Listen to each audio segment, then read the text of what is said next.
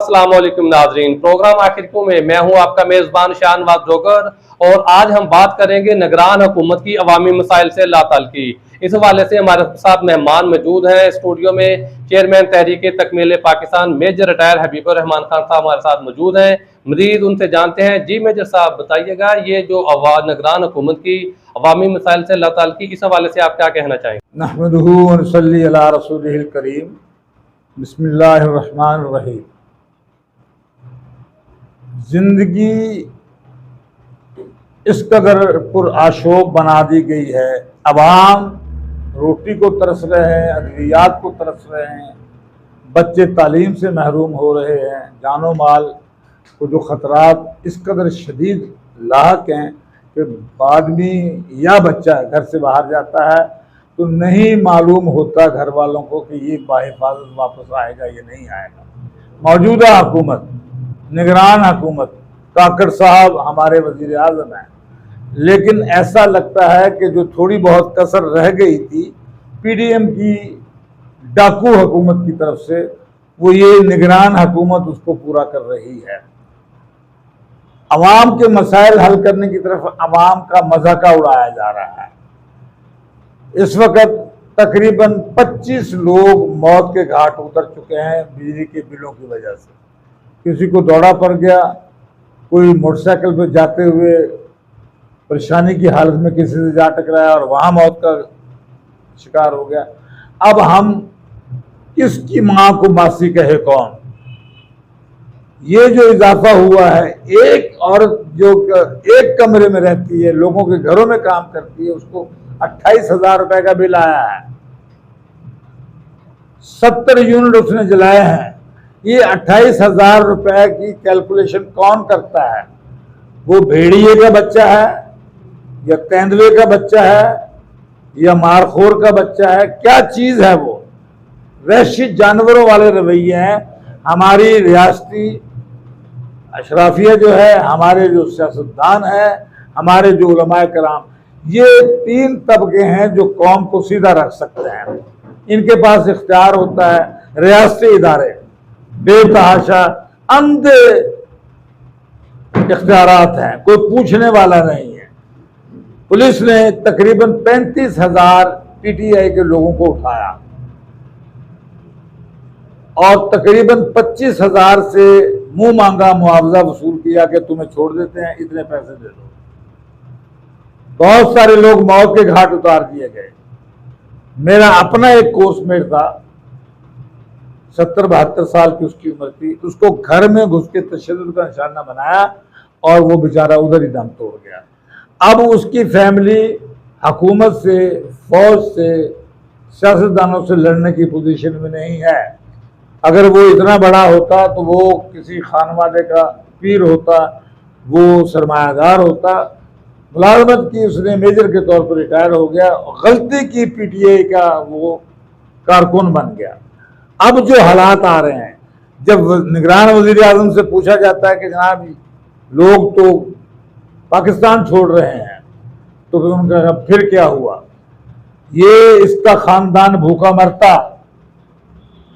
अभी जो बाप बलूचिस्तान अवामी पार्टी है, उनकी हुकूमत है।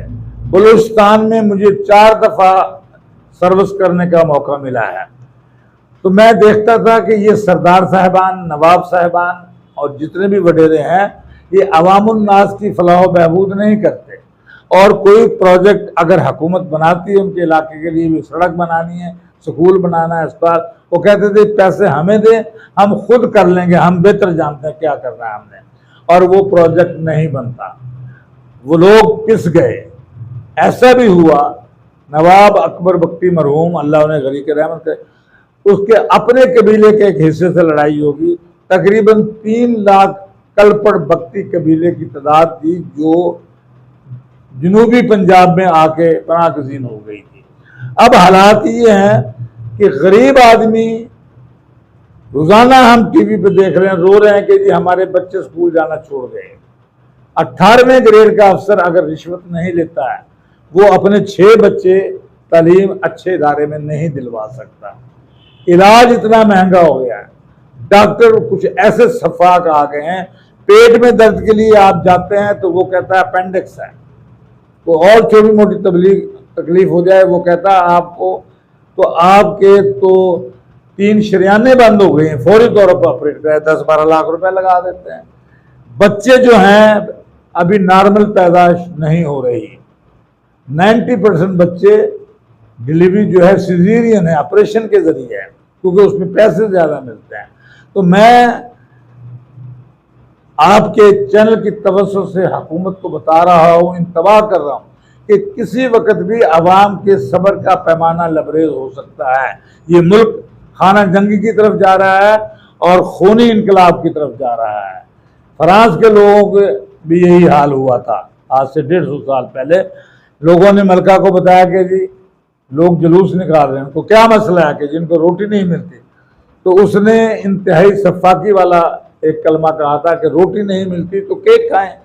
तो ये काकड़ साहब हमें केक खिलाएंगे, वो शहबाज शरीफ ड्रामाबाज, वो आदमी क्या कुछ ले गया इस मुल्क से, इसहाक डार क्या कुछ ले, ऐसे लगता है कि चोरों के झुंड हम पर हमलावर हो गए, डाकू सफाक लोग। और इन लोगों से बेहतर अगर यहाँ चंगेज खान की हुकूमत होती, वो भी अवाम पे इतना जुल्म ना करता।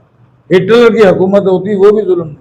150 साल हिंदुस्तान पर अंग्रेजों ने हुकूमत की, सड़कें बनाई, रेल बनाई, अस्पताल बनाए। लाहौर में म्यूसपारा अंग्रेजों का बना हुआ है, यूसीएच अस्पताल प्राइवेट था, एनजीओ चला रही थी ईसाइयों की, 100 साल उसने खिदमत की। लेडी विलिंगटन अस्पताल है और 2 बड़े अस्पताल, गुलाब देवी अस्पताल और सरगंगा नाम हिंदुओं ने बनाए। हमारे मुसलमानों को इस काम की तौफीक नहीं होती। ये उर्स मनाते हैं, 1 लाख मण दूध दे दिया, सारा साल पानी मिलाना है और 3 दिन हमने खालिस दूध वहां बांट देना है। नेकी बाद में नहीं इख्तियार करनी। हमारे लोग 6-6 दफा उम्रे पे जाते हैं, लेकिन न रिश्वत छोड़ते हैं, न जिना छोड़ते हैं, न शराब छोड़ते हैं, न बेईमानी छोड़ते हैं, न ज़ख़ीरा अंदोज़ी छोड़ते हैं, न नाजायज़ मुनाफाखोरी छोड़ते हैं। हमें कौम को तरबियत देना होगी, उनको मोटिवेट करना होगा कि अपने हक के लिए अव्वल तो पुरअमन जद्दोजहद करें, दलील के साथ बात करें, इकट्ठे होकर जाएं, डीसी के पास जाएं, एसपी के पास जाएं। अफरा तफरी फैलाने की ज़रूरत नहीं है। जैसे हमने कुछ अर्सा पहले देखा, जो जमात भी जुलूस निकालती थी, वो जो अवाम राह चलते अवाम को मार पिटाई करते थे। लश्कर तैयबा को हमने देखा, वो भी जोर आजमा लोग थे। अभी तहरीक लब्बैक या रसूलुल्लाह है, जब इन्होंने जुलूस निकाले तो इन्होंने भी बंदे भड़काए। मैं इनसे भी अपील करता हूं कि अल्लाह ताला ने आपको हिम्मत दी है, हौसला दिया है, इल्म दिया है और आपका जज्बा है, जज्बे में हमें कोई शक नहीं। हम उस जज्बे की वजह से मौलाना खादिम रिजवी अलैहि रहमत को भी सलाम पेश करते हैं, उसके बेटे को भी हम कहते हैं दलेर बच्चा है।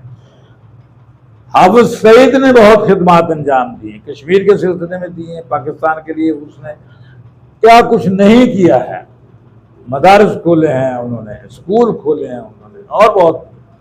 2005 का जब जल्जला आया था आज़ाद कश्मीर में, सबसे ज्यादा काम हाफिज सईद की फाउंडेशन ने किया और सबसे पहले वहां पहुंचे और किसी आदमी को नखरा नहीं दिखाया। इन लोगों में जज्बा है। जो मदारिस के बच्चे हैं उनको मोटिवेट किया जाए।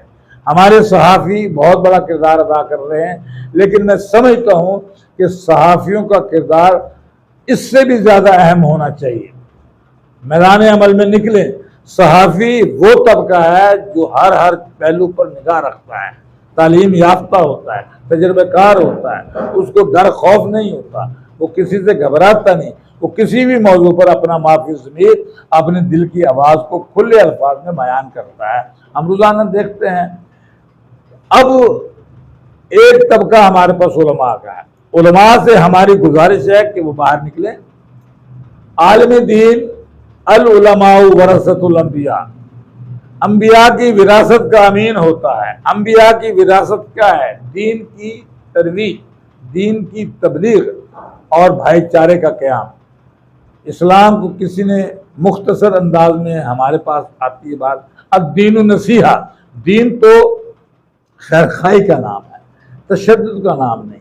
जब इस्लामी लश्कर जंग के लिए जाते थे तो सिपा सलार को हिदायत दी जाती थी कि फलदार दरख्तों को, सायादार दरख्तों को नुकसान नहीं पहुंचाना, पानी के जखीरों को खराब नहीं करना, जो आदमी हथियार फेंक दे उसको कुछ नहीं कहना, बूढ़े बच्चे और औरतों को कुछ नहीं कहना। अब हम क्या कर रहे हैं? हमारी पुलिस जिस तरीके से लोगों को घरों में घुस रही है, औरतों को मार रही है, सरेआम सोशल मीडिया पे हर चीज़ वाज़ेह हो जाती है। अब मैं तवक्को रखता हूँ कि हमारी कौम अफरा तफरी का शिकार ना हो, एक दूसरे से मुनाफरत ना करें। अपने इदारों से भी हमारी दरख्वास्त है कि अगर कोई गलती अवाम गाली गलौज कर दी फौज के बारे में तो दरगुजर का रवैया अपनाएं। अगर वो सामने गाली नहीं देगा तो दिल में तो गाली देता रहेगा अगर आप उसको डंडे मारेंगे। आप प्यार से, एक अनपढ़ लड़के को आप फौज में आज से 50 साल पहले जब लिए, उसकी तरबियत की जाती थी, उसकी ट्रेनिंग होती थी, उसकी मोटिवेशन होती थी, उसको एजुकेट किया जाता, तो वो बेहतरीन किस्म का सिपाही बनता था। फिर वो तरक्की की मनाजिल तय करता था और सूबेदार मेजर या सूबेदार मेजर से भी आगे आने वाले कप्तान बनता था और वो आइडियल होता था अपने गांव वालों के लिए। इसी तरीके से फौज में हम भर्ती करते हैं एक सिपाही, एक फौजी अफसर, दोनों की तरबियत अलग अलग है लेकिन मकसद एक ही होता है। आप फौज में जो मेरिट रखते हैं, ये सिविल में क्लर्क भर्ती वक्त मेरिट क्यों नहीं किया गया? टीचर भर्ती सिफारिश पे होता है या रिश्वत पे होता है? हमारी कचहरियों में, अदालतों में मुलाजिम भर्ती किए गए तो सारे कचहरी में ये बात घूम रही थी कि 15-15 लाख रुपए लेके ये लोग अपॉइंट हुए हैं। ये अब बात खत्म होनी चाहिए। हम कम खा लें, सादा खुराक खा लें और हम सादा लिबास पहन लें, इससे हमारे ख़ानदान की नेकनामी पर कोई असर नहीं आया। अगर 2 लाख रुपए का जूता पहनते हैं, 50 लाख की घड़ी पहनते हैं तो उड़ने वाला सांप नहीं बनेंगे। कबर जिनादी जीवे हूँ वो लोग हैं जिन्होंने खिदमत की आवाम की। ये बुजुर्ग जो थे फाके करते थे, खद्दर के कपड़े पहनते थे, टूटी हुई जूतियां खुद मरम्मत करते थे। आज उनके उर्स होते हैं, किसी चीफ जस्टिस का या किसी जर्नैल का उर्स होते हमने नहीं देखा, ना किसी गवर्नर का होते देखा है, ना किसी सदर का होते देखा। मर गए मरदूद, न फातिहा।